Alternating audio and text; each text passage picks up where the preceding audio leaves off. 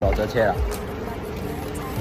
去邊啊？我哋今日住去邊度住啊？屯門嘅某間，其中一間，兩間都喺屯門站附近嘅。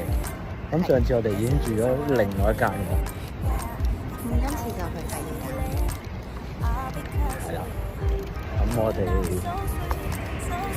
就行下、睇下、感受下。咁呢兩間都幾方便嘅，好近有個西鐵站啦。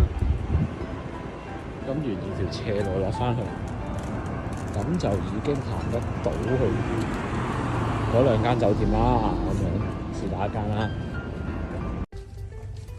？07，我哋揾到啦！有啲阻滯咁耐先上到房內呢度。而家先。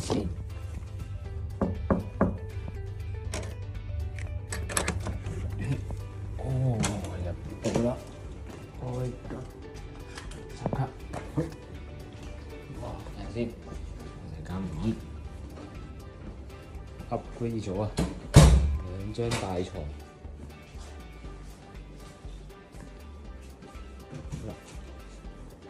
係咁多，睇下個景，睇下景就唔好咁高要求啦，真係都有啲嘢睇下咁啦。好啦，咁我哋就今日住酒店啦。咁我哋就帶住一粒哇咁靚嘅金曜石啊，不曜石嘅其中一種啦。咁好啦，因為住酒店啦，由我哋嘅陌生環境啦，我哋都係住一晚嘅啫。咁都係想令自己安心少少，所以我哋就帶翻粒黑曜石啦。好，咁我哋通常咧就擺喺床頭櫃嗰度啦。咁就轉下佢，哇幾靚啲光，係咪好靚啊？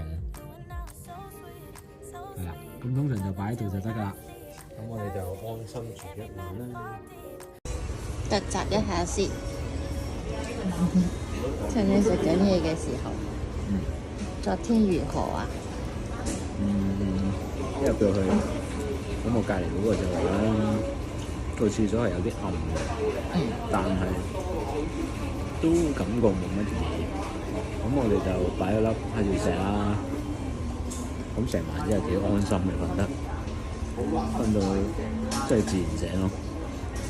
所以不如擺翻粒嘢，唔會好似上次咁樣咧，一入去又有人影啊，又有啲電池喺度轉嚟轉去啊，又有其他聲啊咁樣嘅。今次就真係係咯，一覺瞓到天光，好安心，好舒服。瞓醒之後就補充能量，你睇下。係啊，突襲嘅呢個係。係啊，俾人突襲，我仲咬咗下，成啖嗰度。